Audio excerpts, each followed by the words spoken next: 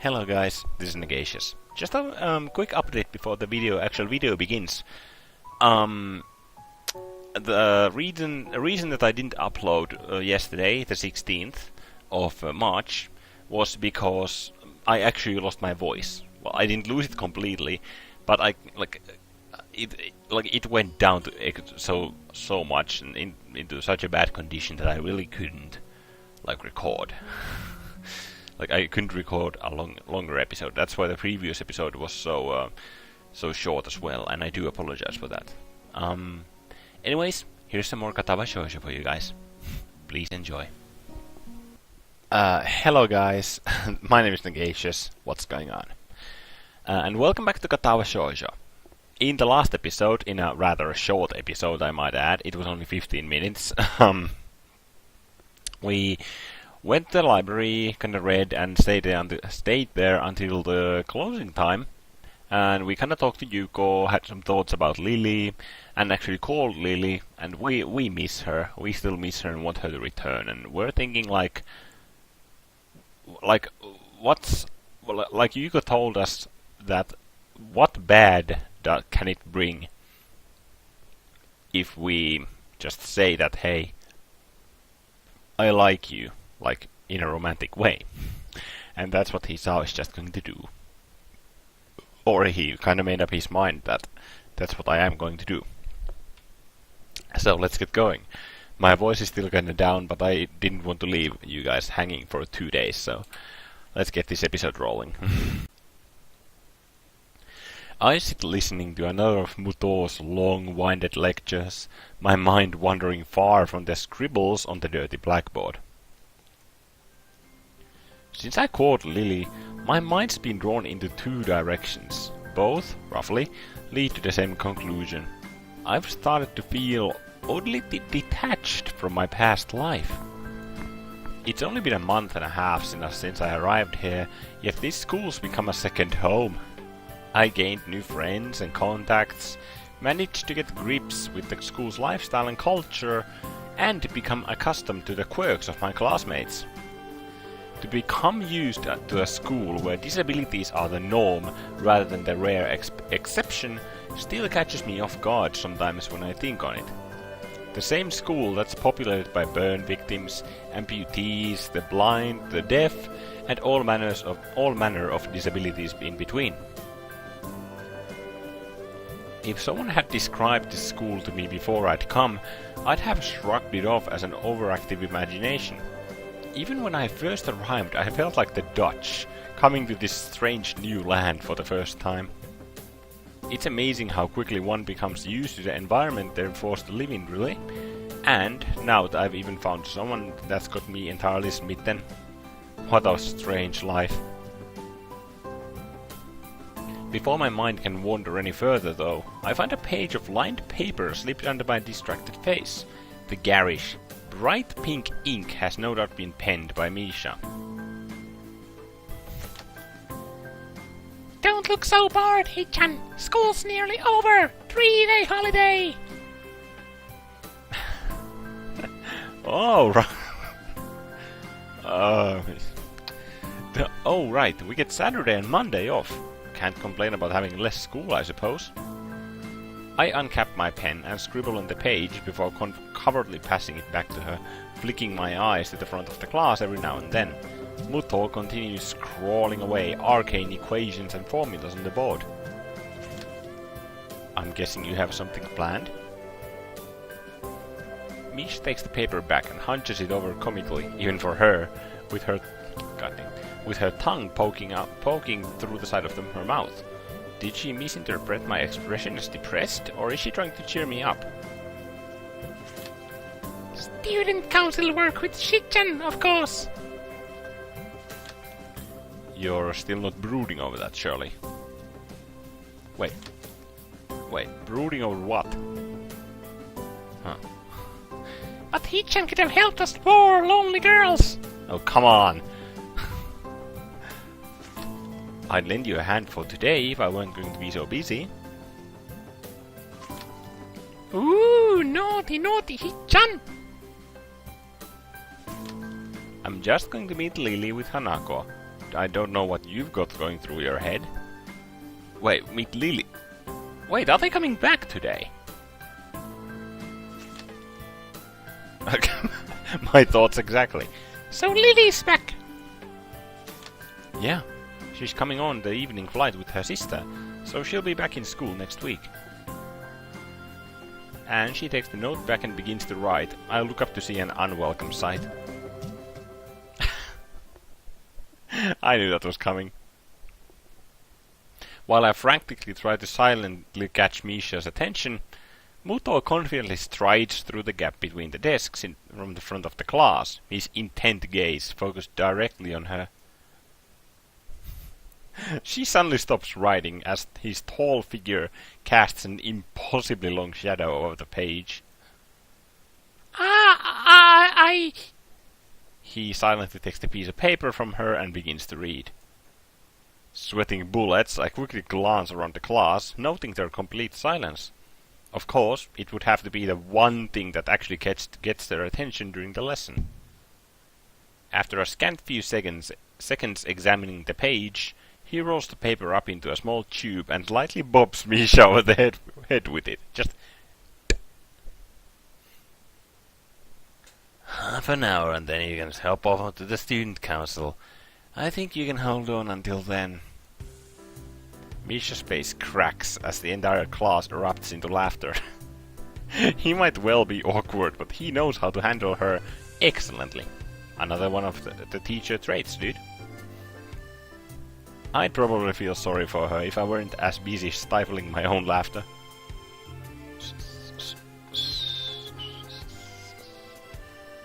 Oh, wait, what?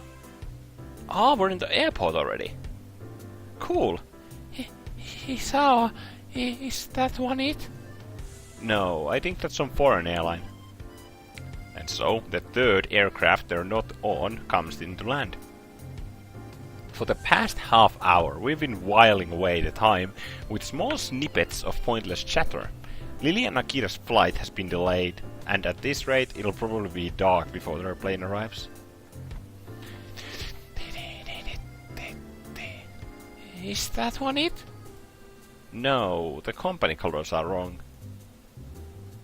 Hanako's eyes flutter left and right, following the trickle of people in and out of the huge glass doors ahead of us.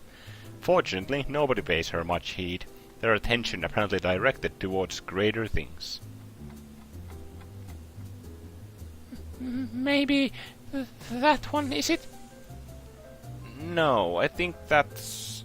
Hold on a minute, I think that one might be it after all. It takes still some more time before the billboard changes their flight status to disembarking. A loud yawn sneaks up on me, not allowing enough time to stifle it. My sleep patterns have, once again, been all over the place, likely due to a mix of worrying about Hanako and the side effects of my medications. Also, how the hell did they see the the billboard signing the status of the flights if they're outside? Lazy devs, goddammit, draw the inside of the friggin' airport, dude. Or the airport lounge. Hisao, over there. I look to Hanako, then follow her gaze to the airport door. Huh? Oh, Lily, they're here. Really? We all call out to each other in greeting, quickly shuffling over to the side to avoid blocking the passage of others. Lily. Hanako jumps forward to hug Lily, a wide smile on her face being all that's needed to see her happiness at Lily's return. Lily simply smiles in return, her voice soft. It's wonderful to meet you again, Hanako. As the two give each other a hug, well deserved after all that's happened while she was gone, I turn to Akira. Yeah? You're pretty late. Yeah, there was a really bad storm over the airport. We got drenched just from going from the car to the door. I guess you'll appreciate the weather here more then. Welcome back to you too, Lily. Hanako breaks off from Lily as I speak. For a long time, neither of us says a word. Contrary to what I'd thought her homecoming would be like, the atmosphere feels awkward, almost stifling. Both of us try to guess each other's feelings, not quite sure about what should be said. Damn. This is exactly what I feared when I thought of trying to move things forward between us. Lily runs her hand through her fair hair and awkwardly twirls one of her bangs in her fingers, clearly trying to think of how best to react. Eventually, thankfully, Lily gives a small sigh and breaks the silence. "Thank you, Hisao. It is nice to be back." Are you okay? You look tired. Evidently not recollecting herself all that well, she quickly waves her hand in front of her face to stave off any concern Hanako may have over her. "I'm okay, really. It's just a bit of jet lag." "Weak?" "You don't have any." She simply gives a big grin, puffing out her rather modest chest. "I feel absolutely fine." "That's not fair." Oh well, you shouldn't take too long to get rid of it. "Ah, that is right, Hisao." Yeah? "Don't we have a holiday from school soon?" "I'd have forgotten if Misha hadn't reminded me this morning. We've got a 3-day weekend starting from tomorrow."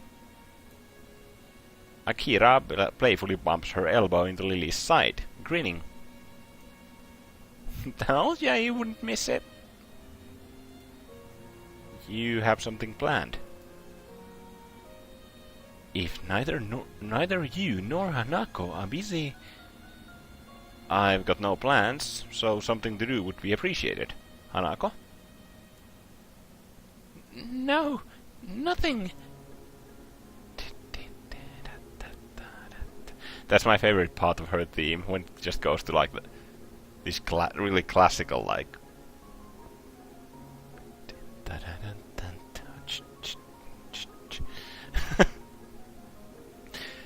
That's good. I was thinking we could go to my family's summer house for a bit of quiet over the break. We've rarely used it recently, though, so we'd have to dust things off a little while we're there. Oh? Where is it? Up north, in Hokkaido. The place is practically deserted, so it should be a nice quiet break for you guys. You're not coming? Nah, got a little holiday of my own set up with my boyfriend.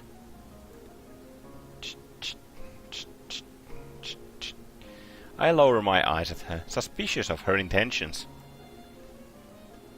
It sounds like we're just cleaning up the summer house for you.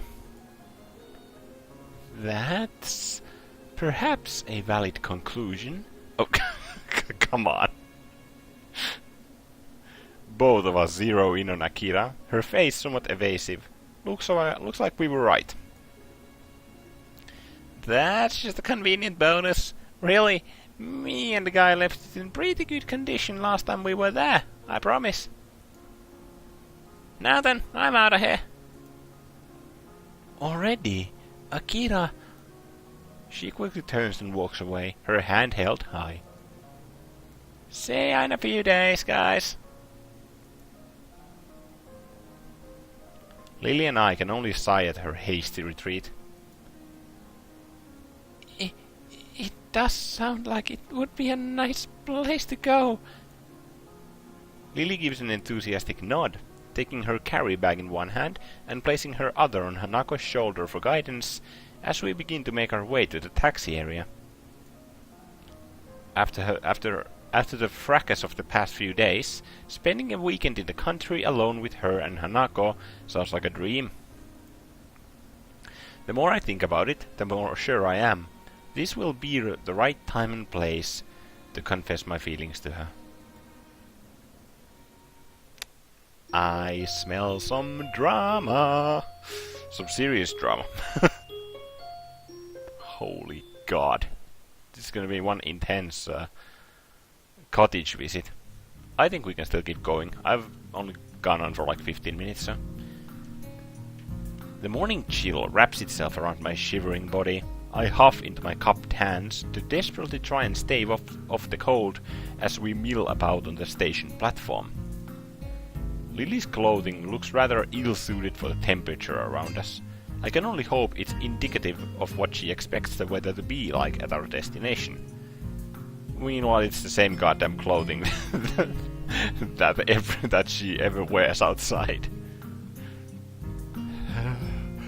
Oh, damn it, Lily! Why'd we have to get here so early? Unfortunately, the train schedule is against us. The next train to Hokkaido is at 2 in the afternoon. So, wait, how early are we in the station then? Like 10 AM, 9 AM? Maybe? Great, just great. I pause a moment to wipe some sleep out of my eyes, and Lily promptly takes advantage of the opening. Cheer up, Hisao. Once we get there, it'll be much warmer. Why not just take the bullet train? A normal train's going to take hours to get us there, so we may as well take the Shinkansen line as far north as it goes, and just switch at the end. There's a certain charm to older trains, wouldn't you agree? Agreed. They do have that certain stigma, that certain charm. I'd agree if I weren't freezing in the morning cold because we decided to take one. I'm sorry, Hisao. Sorry? What for? I was the one who suggested taking a normal train. Way to make me feel guilty. All I can do is sigh and cover my face with my hand. It's fine, I'm just grumbling. My, Hanako, you needn't shoulder all the blame yourself. Even without your suggestion, I'd still have opted for the same thing. Thankful for the quick interception from Lily, I take a quick gander around the station. Aside from us, the train's platforms are all but deserted, the morning dew settling on the empty benches. I guess no one else was masochistic enough to brave the very early morning. Okay, so we have to be earlier than 9. Though, if someone was, they'd more than notice the huge bags both Lily and Hanako brought with them. Just what did you have to pack into those things anyway? The bags? She pauses a moment and tilts her head in thought. A change of clothing, raincoat, underwear, sleepwear, and a number of books. I think that's most of it. You make it sound as if I'm unprepared. You brought less. Underwear and a pack of cards. That's it. And my pills, but never mind that. No pajamas? Ah, dang it. I knew I forgot something. As I ruffle my hair in frustration, Lily sighs. There should be clothes you can use there. Akira still occasionally goes there, after all, and I think some of our parents' clothing is still in storage. I don't think there'll be a penny problem with you for borrowing a set of pajamas if need be. Thanks. I don't mind just sleeping in my normal clothing. For 2 days? Good point. Not really. Though 2 days would be borderline. It's more that looking even a little like a slob would be unacceptable while in the presence of 2 girls.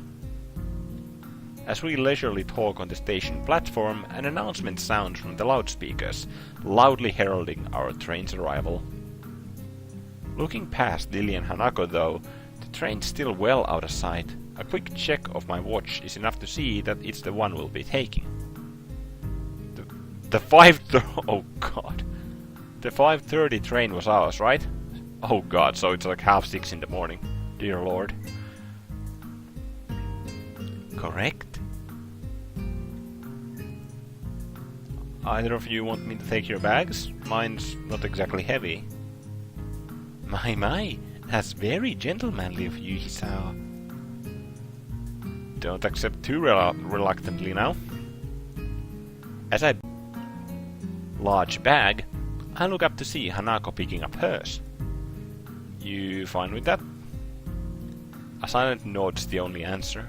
I'm starting to get the feeling that by the trip's end, I'll be able to count every sentence she said on one hand. Din, din, din, din. Whoa! That looks cool. And a train carries the mood. With the morning landscape passing by the window and the occasional rattle of the train bumping the carriage around, I try to focus my attention on the aging playing cards held in my hands. Of course, Hisao and Hanako would be playing games. Hanako was awesome, man. Like, still, like, I'll go for a mini rant here, because, like, the scene during Hanako's route where they went to the jazz bar and we played in the jazz bar, and we played in like the gaming corner, like with the billiards tables. That was awesome. Because like at that point you kind of knew like what had occurred with Hanako, but you didn't really know her backstory, and that's when it kind of kicked in, and like those kind of moments made her route awesome, because like you wanted to keep knowing more. Lily's route is giving me kind of the same, like, the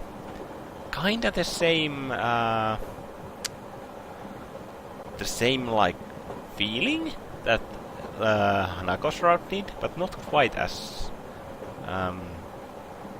but not in such, like, a large portion. But, like Lily's route has still been good. It's very cliché, but it's good.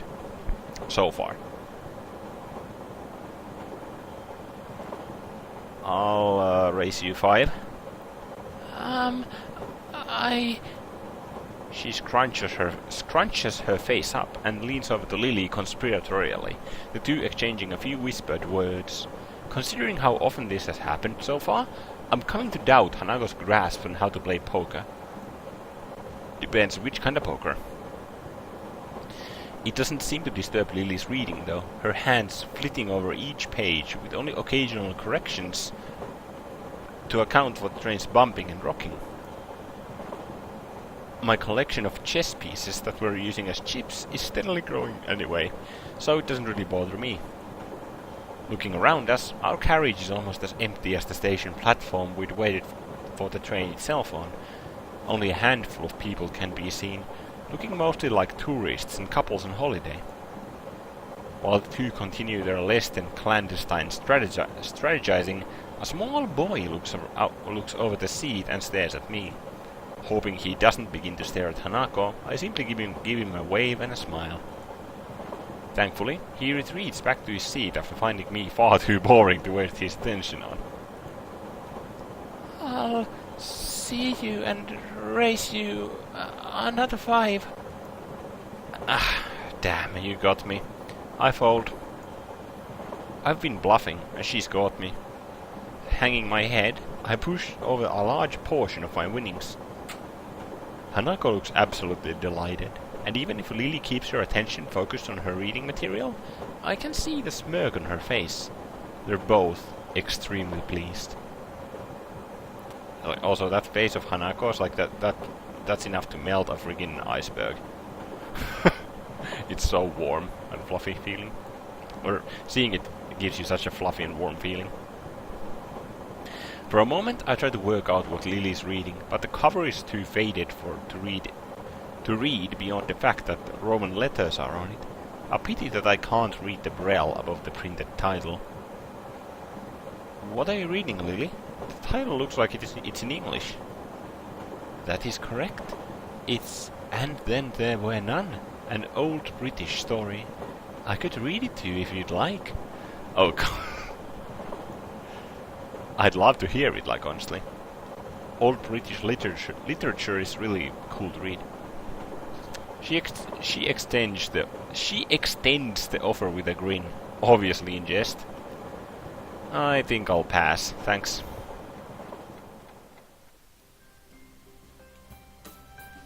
That actually looks really idyllic. Whoa, that looks awesome. Like that kind of like house with a little like a well, not garden, but like a yard and like the garage going in from like the side. That reminds me of my like grandparents' place a lot. Like they had almost a similar, like they had a similar design to their house. They even had like a similar chimney. And I loved the place when I was a kid.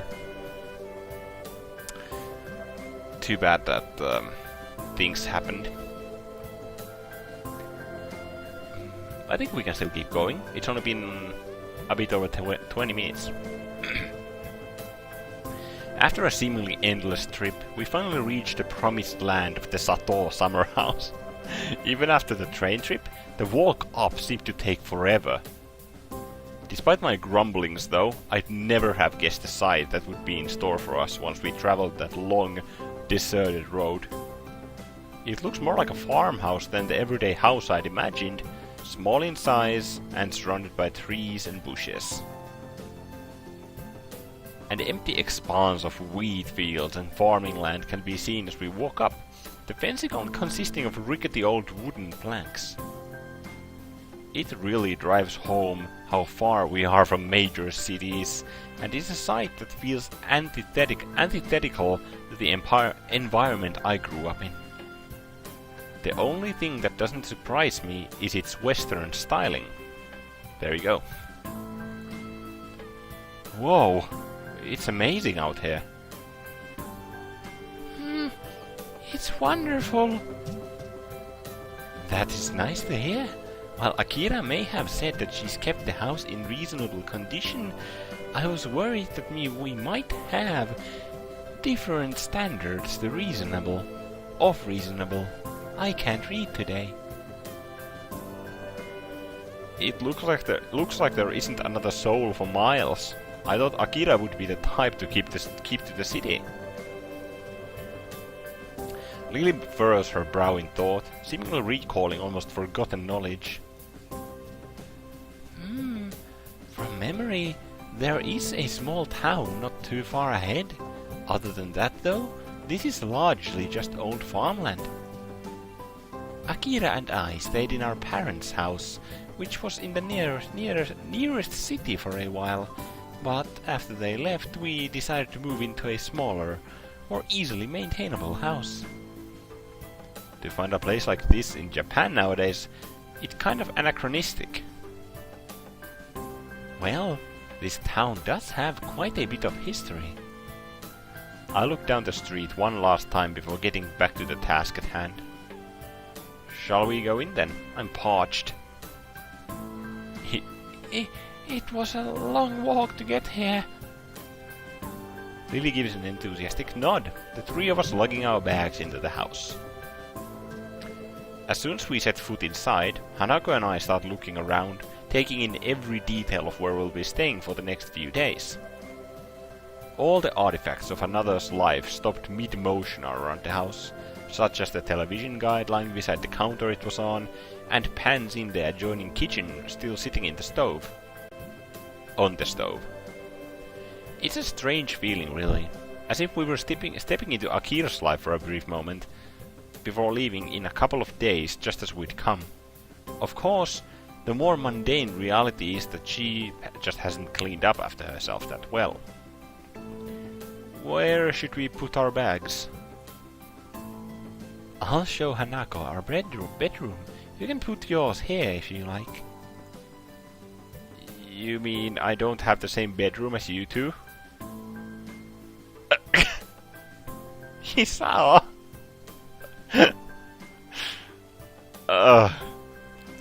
Hanako flowers into full blush as Lily takes her cheek in her hand.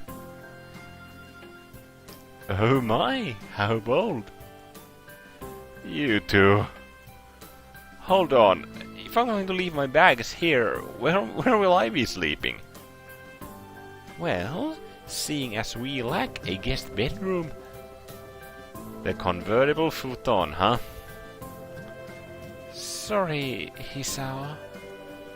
I sigh, lamenting my place on the bottom rung of sleeping location priorities. I guess there's no other choice. Well, I mean, to be fair, give the goddamn bed to the girls. Lily leaves to show Hanako to their bedroom, so I take a small tour of my surroundings after I drop my bag on the floor. The kitchen, just like the living room, is fairly modest. The rustic nature of the wooden furnishings drives home just how far we are from civilization. Returning to the living room, I decide to try out the television until they get back. With a touch of the remote, it immediately flickers to life, apparently set to a news channel. Almost flopping down from exhaustion rather than sitting, I lay back and watch. And watch. And watch.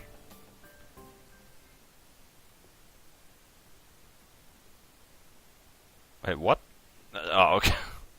I thought my game crashed there for a second. Hisao. I quickly blinked to wake myself up. Lily and Hanako having returned, minus their bags. From the Hokkaido night sky visible outside the windows, it looks like I drifted off to sleep. Looking at the wall-mounted clock, it's already 10. You've found the television, then? Yeah. It really does feel nice and homey here. I'm glad you like it. You were already out like a light when we came back from after unpacking our things, so we didn't have the heart to wake you sooner. Judging from her giggle, I must sound funny when I sleep. I swiftly decide not to inquire. There's some dinner waiting for you in the kitchen. Hanako gives a deep yawn, only just remembered to cover her mouth at the last second. My, are you tired? I didn't get much sleep last night. I'm pretty tired too. It was a long walk up here, and it's getting late. If that's the case, I suppose we should retire for the night. Good night, Hisao. Good night. Night. With that, they quietly turn and walk back to their bedroom. Rubbing my eyes, I sigh. I wonder if I'll be able to get back to sleep after being woken up. I suppose I'll eat something and watch some more television quietly before going to bed.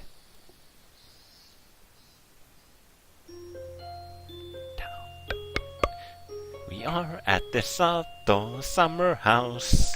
Some drama's about to ensue. Okay. Jesus, what the hell is up with my...